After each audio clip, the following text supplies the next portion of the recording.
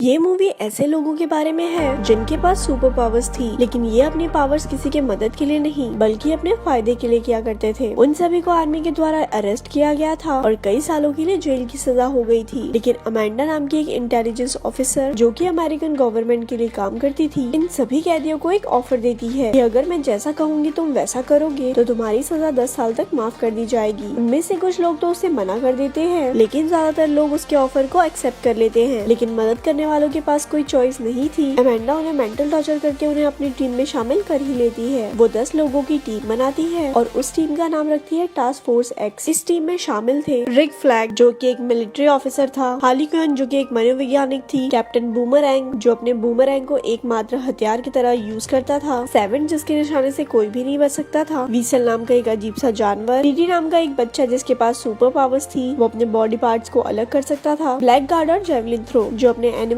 को एक भाले से मारता था। क्योंकि इतने खतरनाक क्रिमिनल्स को खुला छोड़ना काफी रिस्की था, इसीलिए अमेंडा ने उनके सर के अंदर एक बॉम्ब फिट कर दिया था ताकि अगर कोई भी वहाँ से भागने की कोशिश करे या अपने मिशन को छोड़े तो अमेंडा उसे मार सके। अमेंडा उन्हें उनके मिशन के बारे में बताती है। वो उन्हें कहती है कि कार्टो मॉन्टिस नाम के एक आइलैंड पर हरेरा फैमिली वहाँ पिछले कई साल से राज करती है, लेकिन पिछले ही हफ्ते सिल्विया लूना नाम के एक आदमी ने वहाँ के मिलिट्री और अपने चालबाजी से आइलैंड पर कब्जा कर लिया और पूरी हरेरा फैमिली को बीच सड़क पर फांसी लटका दिया। पुराने शासन से हमें कोई प्रॉब्लम नहीं थी, लेकिन सिल्विया लूना अमेरिका से नफरत करता है और वो हमें दबाने के लिए किसी भी हद तक जा सकता है। तुम्हें उस आइलैंड के एक सीक्रेट लैब को डिस्ट्रॉय करना है जहाँ पर वो लोग एक एलियन पर सीक्रेट एक्सपेरिमेंट कर एडवांस वेपन बना रहे हैं। टास्क फोर्स एक्स अपने मिशन के लिए निकल जाते हैं। आइलैंड के पास पहुंचकर वो सभी समुद्र के अंदर छलांग लगा देते हैं, लेकिन किसी को भी नहीं पता था कि विसल तैर नहीं सकता। वो डूबने लगता है। जब उसे सरफेस पे लाया जाता है तो उसकी मिशन से पहले ही मौत हो चुकी थी। वो सभी अपने वेपन्स को लोड करते हैं, पर यहाँ पर हम देखते हैं कि ब्लैक गार्ड दुश्मन का खबरी था। इसका मतलब उसने उन सभी को धोखा दिया है और बहुत सारे सोल्जर्स उनका वहाँ पर पहले से ही इंतजार कर रहे थे। वो उन्हें कहता है कि मैं तुम्हारे साथ हूँ, मैंने ही तुम्हें इस मिशन की डिटेल दी थी, लेकिन सोल्जर सबसे पहले उसी को ही मार देते हैं। अमेंडा उन्हें कहती है कि हम अपने मिशन को रोक नहीं सकते, तुम्हें आगे बढ़ना होगा। टीडी अपने पावर्स का इस्तेमाल करता है जो कि उनके किसी भी काम नहीं आती और एक एक करके सभी मेंबर्स मारे जाते हैं। सेवन इस तरह सभी को मरते देख डर जाता है और वहाँ से भागने लगता है। अमेंडा उसे वार्न करती है कि अगर तुम मिशन छोड़ के गए तो मैं तुम्हें मार दूंगी, लेकिन वो ये नहीं सुनता। इसीलिए अमेंडा उसके सिर में लगे बॉम्ब को एक्टिवेट कर देती है, जिसके ब्लास्ट से वो एक दर्दनाक मौत मारा जाता है। जेवलिन मरते वक्त अपने भाले को हार्ली क्विन को दे देता है और अब उनके टीम के अंदर सिर्फ हार्ली क्विन और रिक फ्लैग ही बचे थे। लेकिन यहाँ पर अमेंडा का मिशन फेल नहीं हुआ था, बल्कि उसने बैकअप के लिए एक और टीम बना रखी थी जो उस आइलैंड के दूसरी तरफ से एंटर करते हैं। इस टीम में टोटल 5 लोग थे, blood spot, peacemaker, polka dot, red catcher 2 और एक इंसान जिसकी आधी बॉडी शार्क की थी। ब्लड स्पॉट काफी अच्छा इंसान था, वो तो इस मिशन का हिस्सा भी नहीं बनना चाहता था, लेकिन अमेंडा ने उसकी बेटी को जेल में डालने की धमकी दी थी, इसीलिए उसे यहाँ पर आना पड़ा। वो सभी थोड़ी देर के लिए आराम करते हैं, लेकिन शार्क को भूख लगती है, इसीलिए वो उस लड़की को खाने की कोशिश करता है। टीम के लोग उसे रोकते हैं और उसे मारने वाले थे, लेकिन किंग शार्क वादा करता है कि वो अपनी टीम को नहीं खाएगा। अमेंडा उन्हें बताती है कि रिच फ्लैग को दुश्मन ने पकड़ लिया है, उसका जिंदा रहना मिशन के लिए बहुत जरूरी है, तुम्हें उसे बचाना होगा। वो दुश्मन के कैंप में जाते हैं और शार्क सभी को खाने लगता है। पीसमेकर और ब्लड शॉट तो एक दूसरे से लोगों को मारने का तो कंपटीशन कर रहे थे, लेकिन थोड़ी ही देर बाद उन्हें पता चलता है कि जिन लोगों की उन्होंने जान ली वो उनके दुश्मन नहीं थे, बल्कि वो तो रिक की मदद कर रहे थे। एक लड़की अपने दोस्तों की मौत से काफी गुस्सा थी, लेकिन रिक उसे शांत करता है। दूसरी तरफ लैब के अंदर थिंकर नाम का एक साइंटिस्ट सिल्विया लूना को स्टारफिश एलियन के बारे में बताता है, जिसके शरीर से निकलने वाले छोटे छोटे स्टारफिश ह्यूमंस की ब्रेन्स को कंट्रोल कर सकते हैं। हार्ली क्विन को वो लोग ने बंदी बना लिया था, उसे नए कपड़े दिए जाते हैं और उसे सजाकर सिल्विया लूना के सामने पेश किया जाता है। ऐसा इसीलिए किया जा रहा था क्योंकि हार्ली भी अमेरिका से नफरत किया करती थी। सिल्विया हार्ली से कहता है कि वो उससे शादी करना चाहता है और अब जो वेपन्स हमारे पास है उससे हम पूरे अमेरिका पर राज करेंगे। हार्ली को उसकी बातों से बिल्कुल भी फर्क नहीं पड़ रहा था, लेकिन जब वो उसे कहता है कि इस जंग के अंदर औरतें, बच्चे, बूढ़े सभी मारे जाएंगे तो हार्ली उसे शूट कर देती है, क्योंकि वो इनोसेंट लोगों की जान नहीं लेती थी। गन की आवाज सुनकर मिलिट्री वहाँ पर आ जाती है, जो हार्ली कुल को अरेस्ट कर लेती है। दूसरी तरफ ट्रांसपोर्ट आगे बढ़ रही थी। पीसमेकर डॉटमैन से थोड़ी दूरी मेंटेन करने के लिए कहता है, क्योंकि बार बार उसके बॉडी पर कलरफुल डॉट्स आ जाते थे जो कि बहुत ही खतरनाक है। डॉटमैन उन्हें बताता है कि उसके मदर ने उन सभी को सुपर हीरो बनाने के लिए उन पर एक्सपेरिमेंट किए हैं, लेकिन उसके अंदर तो ये वायरस सुपर पावर बन गया, लेकिन इसके वजह से उसके भाइयों की मौत हो गई। वो सभी शहर के अंदर दाखिल होते हैं और अपने भेष को बदल लेते हैं और अब इन्हें उस साइंटिस्ट को पकड़ना था जो कि स्टारफिश पर एक्सपेरिमेंट कर रहा था।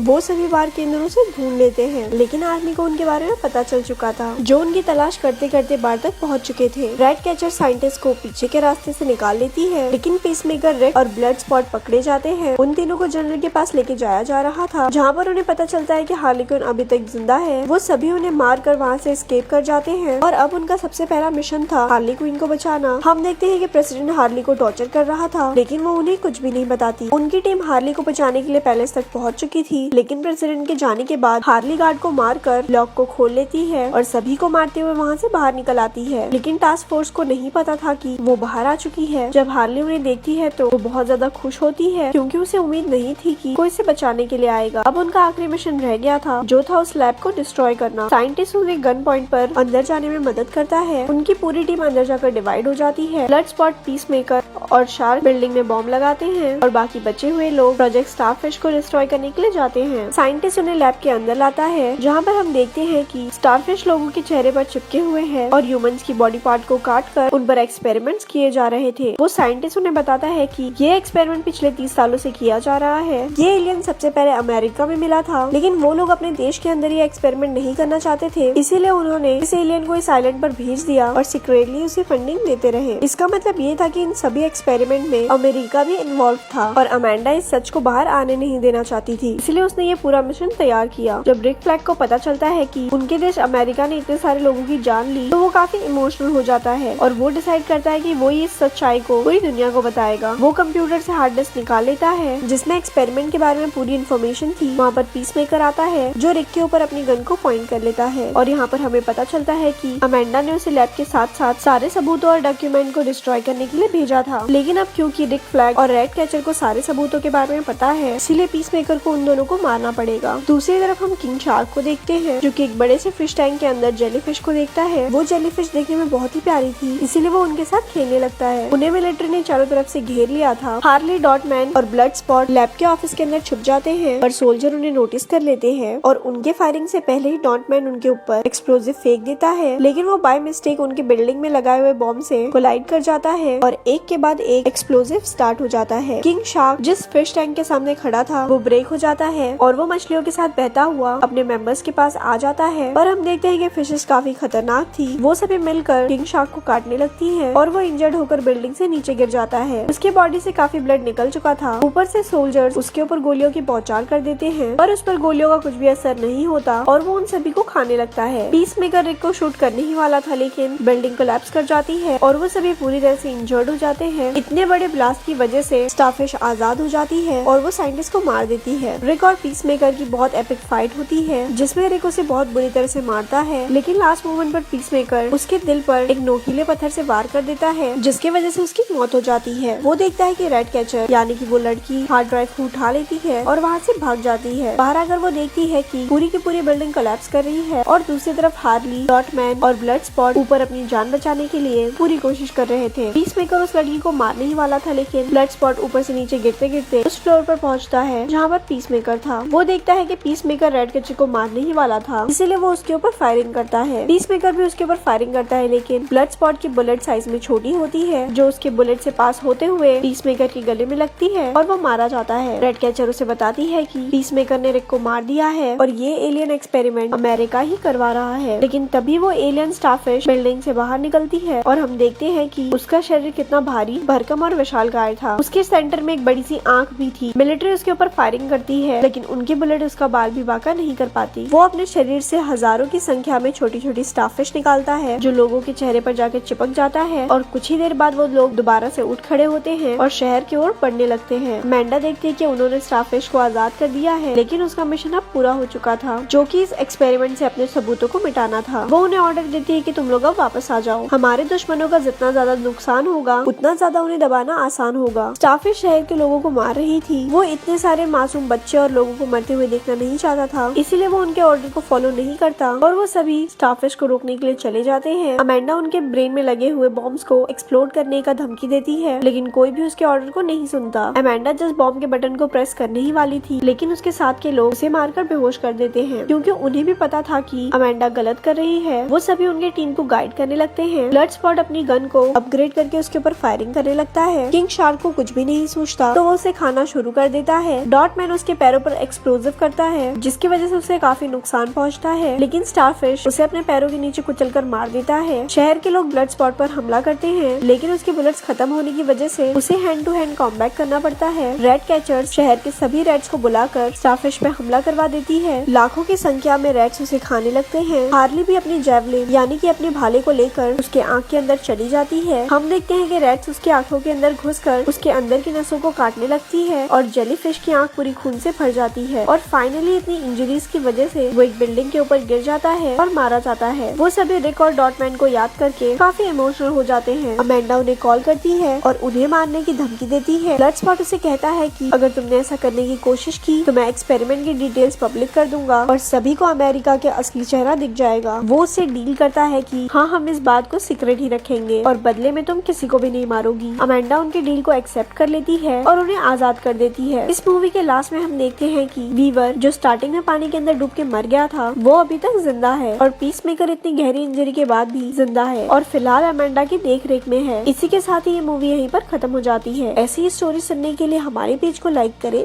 धन्यवाद।